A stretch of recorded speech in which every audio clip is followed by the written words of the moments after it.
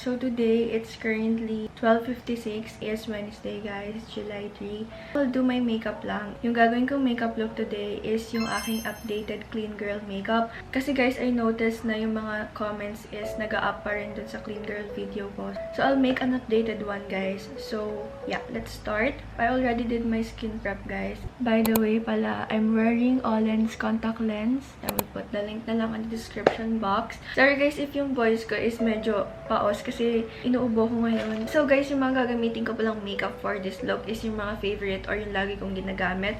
So first, let's start with the foundation. So I'll be using this Focalure foundation in the shade YLO02. This is their collaboration with Sanrio. Ito yung shade ko guys sa foundation nila.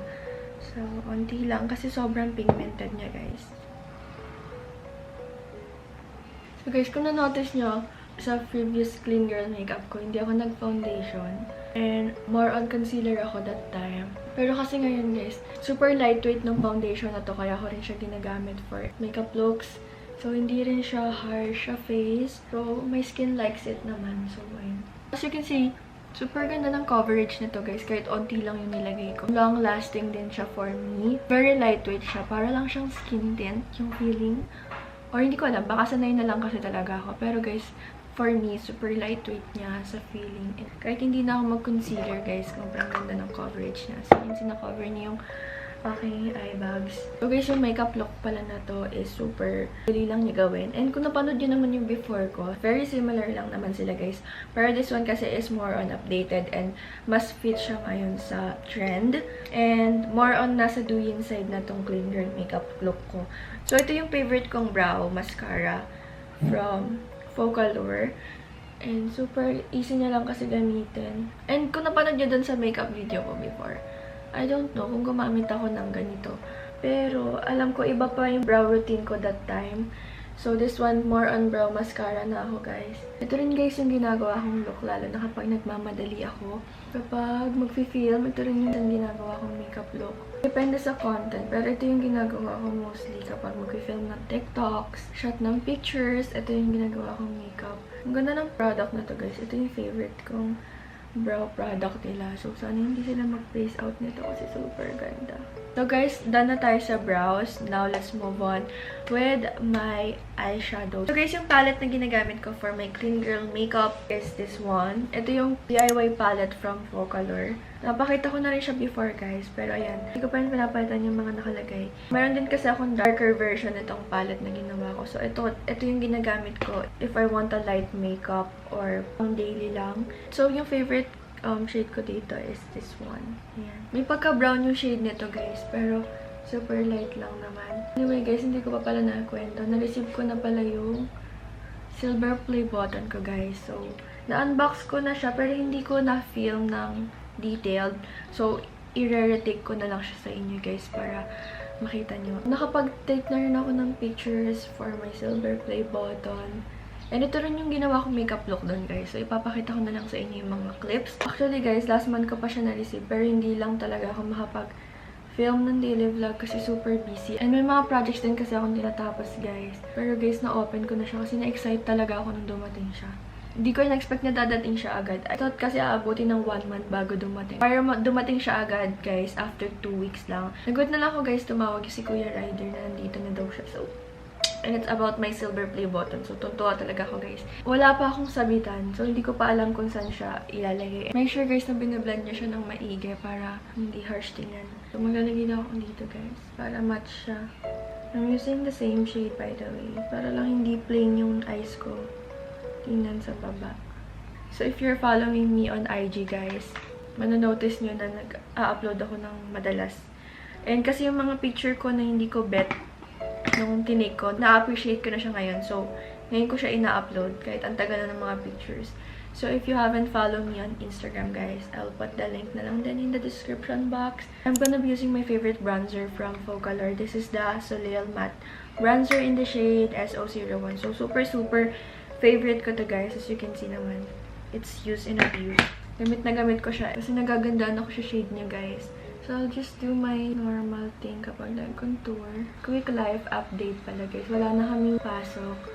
And bakasyon na namin para meron pa kaming research guys and defense namin bukas. As you can see guys, diba? Ang ganda ng pang-contour talaga nito kaya super favorite ko siya. So I'm done with my nose contour guys. And as you can see, very slim na ng nose ko guys. Anyway, face ko naman yung iba bronzer ko. Gagamitin ko yung brush from collection ni Cinnamoroll. So guys, kailangan nyo mag-bronzer kapag nag-foundation kayo or concealer full face. Kasi magmumukha kayong plain white canvas kapag wala kayong contour or bronzer. Kasi hindi nagkakaroon ng dimension yung face. Don't skip this part if you want to make your face look smaller. As you can see here, ito yung meron, ito yung wala. So, please blend it carefully para hindi harsh tingnan. Since ang target look is clean girl. So, kapag clean girl, dapat sobrang flawless ng makeup. Sobrang nakakanipis ng face yung bronzer and contour. So, kailangan nyo talaga yan. Kapag gusto nyo mas smaller yung face, mas magkaroon ng dimension. And since I'm a round face girly guys, I always do this para maganda siya sa pictures. Mas na-enhance niya guys yung face shape ko and yung jawline. So, I like it.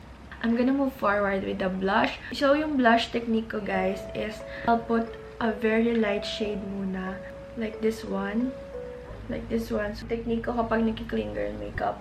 Pale pink muna. And I'm gonna apply it here sa apple of my cheek. So, dito ko muna siya i-apply. And then, I'm gonna put it upwards. Yan. Ganyan. So, as you can see, here's with a blush. And ito yung wala pa. I'm gonna do the same thing here sa aking right cheek. Lang ulit sa apple of my cheek. Tap lang. Then, brush it upward. Para magmukhang snatch yung blush natin. Anyway, maglalagay din pala ako dito. Hindi ko nakakalimutan lagyan yung chin ko, guys. Kasi ewan ko, feel ko lang siya lagyan. And mas bet ko siya kapag meron akong blush here sa chin. And also here. Yan, sa nose.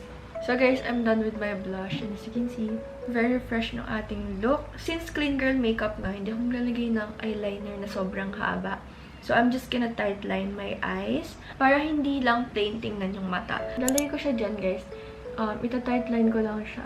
Para ma-enhance din yung shape ng eyes ko. Makikita nyo guys yung difference kapag may tight line and sa wala. So yun guys, na-tight line ko na yung eyes ko. And look at the difference guys.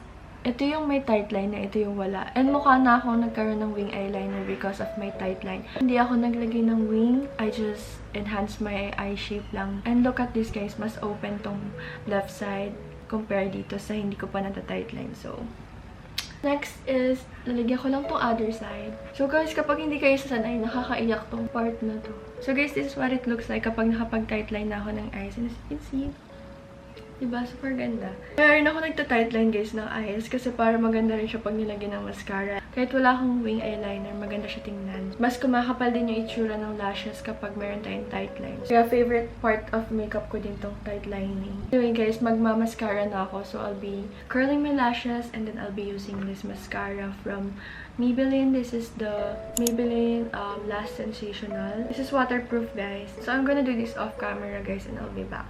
So, ayan guys, nakapag-mascara na ako. And as you can see, I love my makeup right now. Super easy lang niya gawin guys. Pero as you can see naman, sobrang ganda. Kaya lang ako tumatagal guys kasi nagsasalita ako. Pero kapag hindi ako nagpi-film guys, super dali lang gawin ng makeup look ko na to. Actually, nagagawa ko siya within 10 minutes. Kasi siguro sanay na rin ako. If you're a makeup girly na talaga, you can do this makeup less than 10 minutes. Maglalagay lang ako ng Aegisal. Pero guys, super minimal lang ng Aegisal na to. So, hindi ako maglalagay ng eyeliner under my eyes. I'll just put this Creamy Duo Gel Eyeliner. I'm gonna use the highlighter one. Ayan.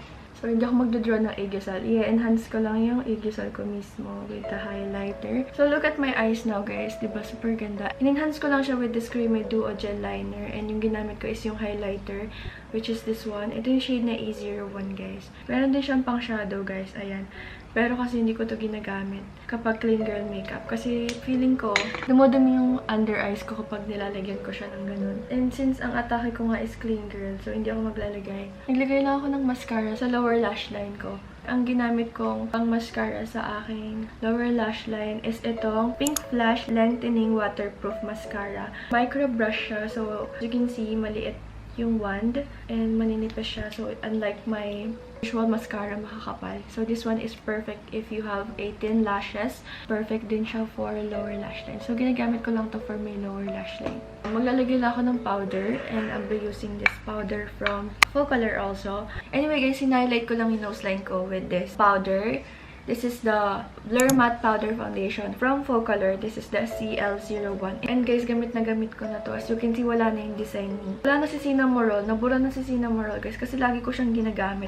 Pero guys, kapag bago pa siya, ganito yung itsura niya. Pero yan, mayroon pa siyang Cinnamoroll na embossed. Pero since gamit na gamit ko siya, guys, wala na si Cinnamoroll dito. So, ayan. Maglalagay na ako ng powder. I'll be using this brush from Focalor. Ayan. And nalagyan ko lang yung mga part na madalas ako mag-oil up, which is yung dito sa under eye and dito sa smile lines. Lagi rin ako nagpa-powder dito sa smile lines ko, guys, para ma-blur out siya. And super ganda ng blurring powder na to, guys. I swear. Para akong naka-filter.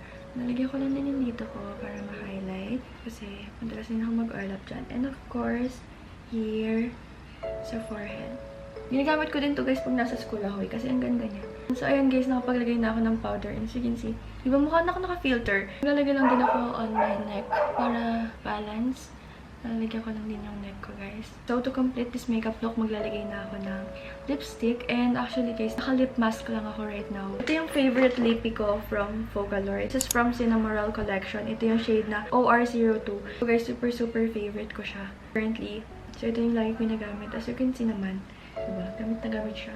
And nakalagay na siya sa makeup bag ko kasi ito talaga yung always kong ginagamit. This one, guys, hindi lang siya long-lasting. Pero, not a problem naman for me kasi I can reapply. Ayan. Super gaan niya lang din sa lips, guys. This one, guys, hindi siya sticky sa lips, which I really like. Ang ganda ng shade nito, guys. Very MLBB. So, to set my face, I'll be using this Nutri-Wear Makeup Stay Lock Mist. Let it dry. So yeah, this is the final look of my clean girl makeup.